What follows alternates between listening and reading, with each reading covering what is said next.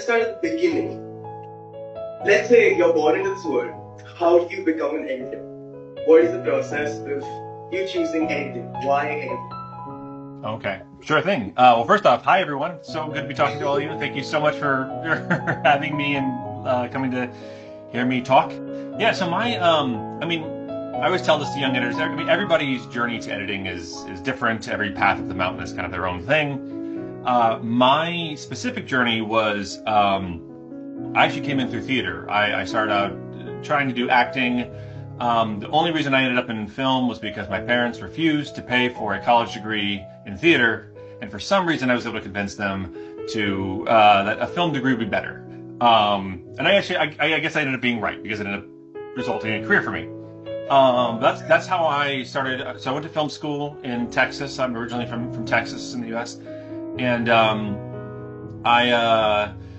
And honestly, I kind of fell into editing. I started out, I was doing a lot of directing short films. I was doing a lot of camera work. I started out doing a lot of AC work on film sets. And really, the only reason I ended up in editing was because a friend of mine had a job. Had gotten a job as an apprentice editor, and then all of a sudden got offered a better job. And so she needed someone to take her place, and I had nothing else going on in my life. So she asked me, and I said, sure, why not? And so I ended up being an apprentice editor for this woman, Sandra Adair. Sandra is Richard Linklater's editor. This was not a Richard Linklater film, but I greatly admire his films. I admire her. And anyway, I always love to call her out because I only worked with her on that one film, but her generosity and kindness of spirit and everything, it made me fall in love with just being in the editing room, experiencing, just like seeing everything through her eyes. She's still working. She's endlessly creative, endlessly, just endlessly experimental in what she does. And I think her work is fantastic. Anyway, so she's kind of what got me into falling in love with the editing room.